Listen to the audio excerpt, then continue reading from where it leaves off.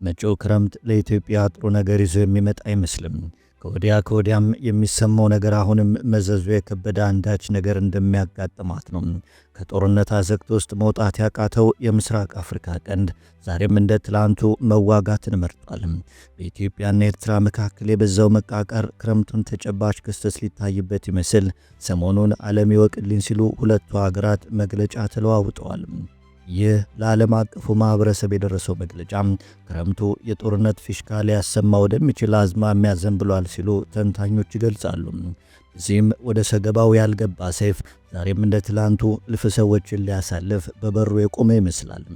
የሰላም ወሬ አያሰማሽ የተባለችው ኢትዮጵያ ኤርትራ የኢትዮጵያ መንግሥት ለጦርነት አጀንዳው ድጋፍ ለማሰባሰብ የከፈተውን ዲፕሎማሲያዊ ዘመቻ አጠናክሮብኛል ስትል ከሰሰችም። የኢትዮጵያ መንግሥት ባለፉት ቀናት ኤርትራን የሚከሱ ደብዳቤዎችን ወደ ተባበሩት መንግሥታት ድርጅት ዋና ጸሐፊም አንቶኒዮ ጉተሬዝና የሀገራት መሪዎች ልኳል በማለትም ነው የወቀሰው። ታዲያ በዚህም ክረምቱ ኢትዮጵያ አስከፊውን ጊዜዋን ከውስጥም ከውጭም በሚደረጉ ጦርነቶች ታሳልፍ ይሆን የሚለውን ትንታኔ ከመረጃ አውታሮች በተለይ በልዩ ዘገባው ካወጣው ቢቢሲና ሌሎችም በማሰባሰብ የምናስቃኛችሁ ይሆናል። አብራችሁን ቆዩም። ወደ ተመልካቾቻችን እንደምን አላችሁ? ይህ ሁሌም መጀመሪያውን ለእናንተ የሚለው አቦል ዴይሊ ነው። በመረጃው እናሳልፋችሁ።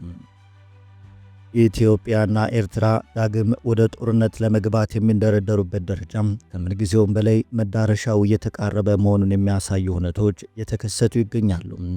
በተለይ ደግሞ በሁለቱ ሀገራት መከላከያዎች በኩል የሚሰጡን ሰላምታዎች እጅጉን ተባብሰዋል። ኢትዮጵያ በቀይ ባህር በኩል የባህር በር የማግኘት ፍላጎቷን ይፋ ካደረገች በኋላ በኤርትራ በኩል ስጋት መፈጠሩ ይታወቃል።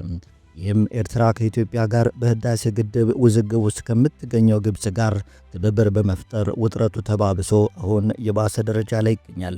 በተጨማሪም በይፋ ባይነገርም ኤርትራ በኢትዮጵያ ውስጥ ያሉ ታጣቂ ቡድኖችን በመደገፍ የምትከሰስ ሲሆን በተመሳሳይም የኤርትራ ተቃዋሚዎች በአዲስ አበባ ጽሕፈት ቤት እስከ መክፈት ደርሰዋል። በአሁኑ ወቅት ከፌዴራል መንግስቱ ጋር የተቃቃረውና ፖለቲካ ፓርቲነት የተሰረዘው የህወሓት ከፍተኛ አመራሮች ከኤርትራ መንግስት ጋር የነበራቸውን ግንኙነት ለማጠናከር እንቅስቃሴ እያደረጉ መሆናቸው በስፋት እየተነገረ ይገኛል። በድንበር ይገባኛል ምክንያት ጦርነት ውስጥ ገብተው በ10 ሺዎች የሚቆጠሩ ሰዎች ከሞቱበት ጦርነት በኋላ በኢትዮጵያና በኤርትራ መካከል ሌላ ዙር ጦርነት ሊቀሰቀስ ይችላል የሚል ስጋት አይሏል። ታዲያ ነገርን ከስሩ ውሃን ከጥሩ እንዲሉም እኛም ነገሩን ለማጥራት የኢትዮጵያ መንግስት ኤርትራን የወነጀለበትንና የኤርትራን ምላሽ የምናስቃኛችሁናል። በድጋሚ አብራችሁን ቆዩም።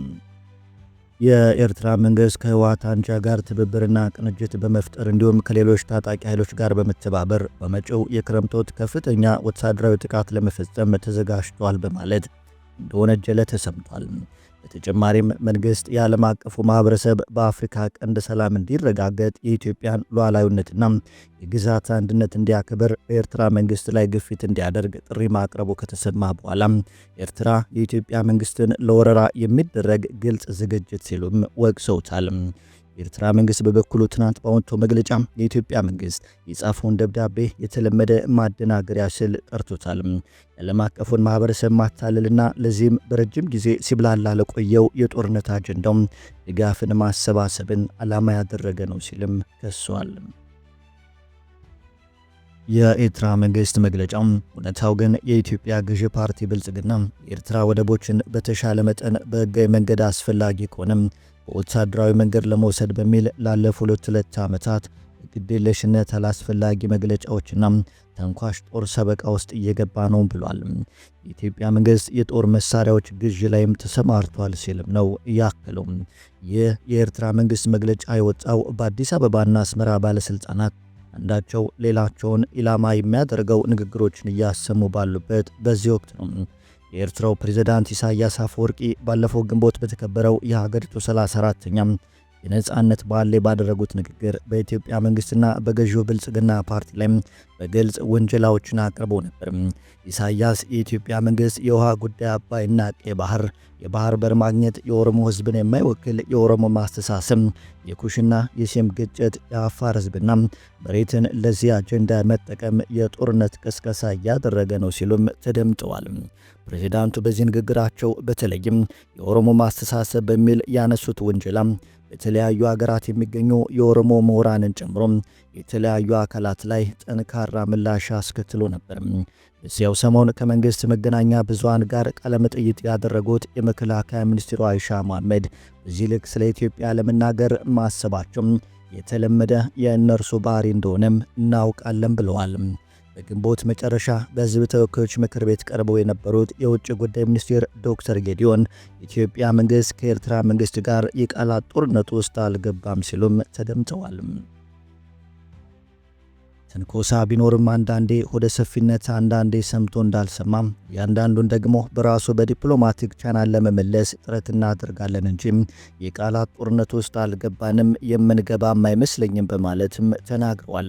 በኢትዮጵያና በኤርትራ መንግስት መካከል ያለው ውጥረት እየተባባሰ ቢመጣም ከ2010 ስምምነት በኋላ ተከፍተው በድጋሚ የተዘጉ በትግራይ ክልል በኩል ያሉት የዛላምበሳና የራማ ድንበር መስመሮች ባለፉት ሳምንታት ተከፍተዋል። ድንበሮቹ የተከፈቱት ከሁለቱም መንግስታዊ ይፋዊ ድጋፍ ሳይደረግ በአካባቢው የማህበራዊ አንቂዎችና የማህበረሰብ ተወካዮች አነሳሽነት ነው የተባለ ሲሆን የትግራይ ክልል መንግስትና የኤርትራ ባለስልጣናትም ይሁንታ እንደሰጡም ተገልጿል። የእነዚህ የድንበር መስመሮች መከፈት በተመለከተ እስካሁን ድረስ ከፌዴራል መንግስት በኩል የተሰጠ ይፋዊ አስተያየት የለም። ኤርትራ በ1983 ዓ.ም በጦር ኃይል ከኢትዮጵያ ከተገነጠለች በኋላ የኢትዮጵያ ወደ ውጭ መተላለፊያና መግቢያ የባህር በር መዘጋትን ያህል ኢትዮጵያውያንን ያስቆጣ ያሳዘነ ብሔራዊ ጉዳይ በሀገሪቱ ከቶም ተከስቶ አያውቅም ቢባል ማጋነን አይሆንም። የኢትዮጵያ የባህር በር መቀርቀር አባቶቻችንና እናቶቻችንን ምስጋና ይገባቸውና በድል ከተወጧቸው ከአድዋም ይሁን ከማይጨው የጣሊያን ወረራዎች በላይ የከፋ በደል ተደርጎ በብዙዎች ዘንድ ይቆጠራል።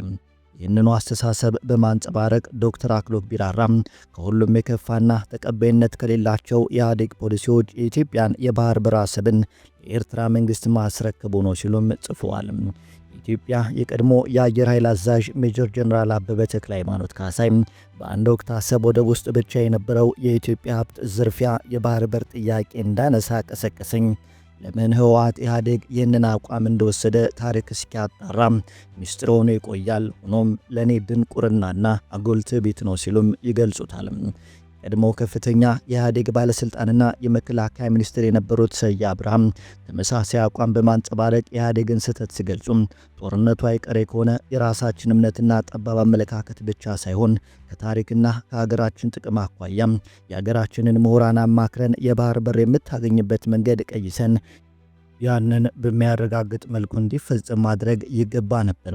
ሊረሳ የማይቻለው በወቅቱ የሰራነው ስህተት ነው። ደግሞ የራሳችን ግትርነት ነው።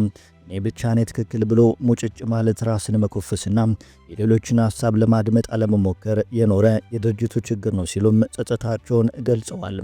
ታዲያ በዚህ መሃል የኢትዮጵያ መንግስትና የኤርትራ መንግስት መተካራቸውን ከጀመሩ እነሆ የበረታው ጊዜ ላይ ደርሰናል።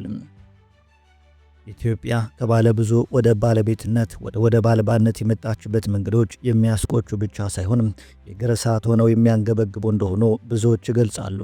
ኢትዮጵያ አሰብን ያጣችበት አካሄድ ምሁራን እንደሚሉት እያንዳንዱ ተግባር ሆን ተብሎ ታቅዶበት ኢትዮጵያን ለማዳከም የተወሰደ መሰሪ አካሄድን የተከተለ ነው። እነዚህንም ሸፍጦች በተመለከተ በርካታ ምሁራን ታሪክ አጣቅሰውም ጽፈዋል። ዕለት ዕለት የግንኙነታቸው መበላሸት ይፋ የወጣው ኤርትራና ኢትዮጵያ ቀጥተኛ ባልሆነ መንገድ በነገር እየተጎነታተሉ አንዳቸው ሌላቸውን እየወቀሱና እየከሰሱ ይገኛሉ። የሀገራቱ መንግስታት ከፍተኛ ባለስልጣናት በተለያዩ አጋጣሚዎች በተዘዋዋሪ የሚያቀርቡት ክስና የቃላት ምልልስ ዕለት ዕለት እየጠነከረ የመጣ ይመስላል። ወደ ተመልካቾቻችን የዛሬውን በዚሁ አበቃን። መልካም ጊዜ ተመኘን። ሰላም ለዓለማችን።